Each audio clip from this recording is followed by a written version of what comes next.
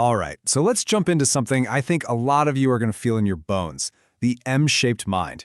We're going to totally flip the script on what you've probably been told is a weakness, having way too many interests, and show you how it's actually your greatest superpower for the future. So, let me ask you something. Does this sound at all familiar? You get super passionate about something new. Maybe it's learning to play the ukulele, or getting into coding, or watercolor painting. You buy all the gear, you dive in headfirst for a few months, and then boom! Something else shiny catches your eye. And you're just left with this nagging guilt over this, trail of abandoned projects. And look, there's a real reason we feel this way. The world is constantly screaming at us to pick a lane, to specialize. So when we can't or we don't, it's easy to feel like we've messed up somehow, carrying around this shame we really don't need. But what if I told you that's all wrong? To really get why, we've got to talk about something called the specialization trap. This intense pressure to just do one thing forever didn't just pop up out of nowhere. It came from a very particular kind of world, a world that, frankly, is fading away fast. Okay, think of it this way. For a long time, we lived in what you could call a kind environment. That was kind of like golf, right? The rules were stable, they were clear. You practice one swing 10,000 times, you're probably going to get good at it and win. But today, we are in a wicked environment. This is way more like trying to navigate a ship in the middle of a massive storm. The rules are changing by the second, and what works 5 minutes ago is definitely no guarantee for what works now. And back in that stable, kind world, the person who won was the I-shaped individual, the specialist. This is someone who basically digs one hole, just one, but they dig it a mile deep. And for a long, long time, that was the absolute best strategy for success. But here's the kicker, the really crucial question. In our new, wicked world, where entire industries can just disappear, and AI can automate super specialized jobs, what happens to that person? What happens to that specialist when their one single hole gets filled in? All of a sudden, their single point of expertise becomes a single point of failure. Okay, so how on earth are you supposed to thrive in a storm like that? Well, the answer is in a kind of cognitive superpower. Something that people with lots of interests, polymaths, just naturally have. It's called FAR transfer, and man, it is built for this crazy new world. So what exactly is FAR transfer?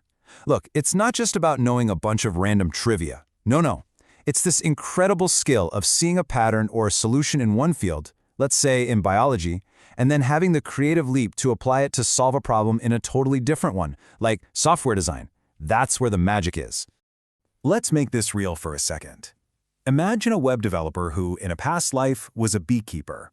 When they look at a project, they aren't just looking at lines of code. They're seeing a system, a living, breathing ecosystem. They intuitively understand how to nurture growth and build something resilient, an insight a pure specialist would probably never have. Okay, so this sounds great, right? But how do you actually do it? How do you build this kind of mind without just getting burned out? Well, the goal here isn't to be a jack-of-all-trades, master of none. The goal is to build something way more powerful. We're talking about building an M-shape. Right, so you've probably heard people talk about being T-shaped, broad knowledge across the top with one deep specialty. The M-shaped mind just takes that a step further. You still have that broad knowledge, but now you cultivate multiple deep pillars of expertise. And this isn't just about having backup plans. The real magic happens where those different skills connect and create something totally new.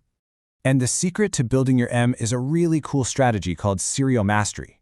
Now, listen closely. The path is sequential, not simultaneous. You don't try to learn everything at once. No way. You pick one field and you dedicate a season of your life to it until you get pretty good. Reach proficiency. Then, you can start a new season in a new field. And over time, these seasons become the pillars of your M, and you start to connect them in amazing ways. And you can start to see how this plays out over a whole lifetime, right? Maybe your 20s are a season for art and music. Your 30s could be a season where you get really deep into programming and finance. At first, they seem totally separate, but then you get to your 40s, and that's when the synthesis happens. That's when you connect the dots. Suddenly, you're the one and only person who's perfect to start a company in the fintech art market, a niche only your unique M-shape could have seen, let alone dominate. Okay, let's pull all this together and really lock in this new mindset. Your tendency to jump from interest to interest, it isn't a character flaw. It's not a lack of focus. It is your secret weapon, a powerful, strategic advantage for thriving in the world we actually live in. You know, in nature, there's this amazing concept called biological redundancy. Now, on the surface, having backups and multiple copies of a critical function might sound kind of inefficient, but it's not. It's actually the ultimate survival strategy. It's what keeps life going. Take elephants, for example. It's fascinating. They almost never get cancer, and the reason why is because they have all these extra copies of cancer-fighting genes. If one gene fails, another one just takes over. That is your model. Your knowledge of marketing and your half-finished coding project and that history class you loved, those are your redundant genes. If the market for one skill collapses, another one is right there ready to step up. You are resilient by design. So let's go all the way back to the beginning. That graveyard we talked about, it's time to see it for what it truly is. It was never a collection of failures. It was your curriculum. Every single one was a semester of learning in a university that you, and only you, got to design. So just let that sink in for a second. All that pressure, all that anxiety to specialize, it was all based on a world that just isn't here anymore. The future? It belongs to the connectors, the innovators, the people who can see the patterns between different worlds. You, with your scattered interests, you were built for this exact moment. So I'm going to leave you with a question to chew on. I want you to look back at that graveyard of hobbies, and instead of seeing headstones, I want you to see pillars, the pillars of your future, and then ask yourself, what worlds are you going to connect?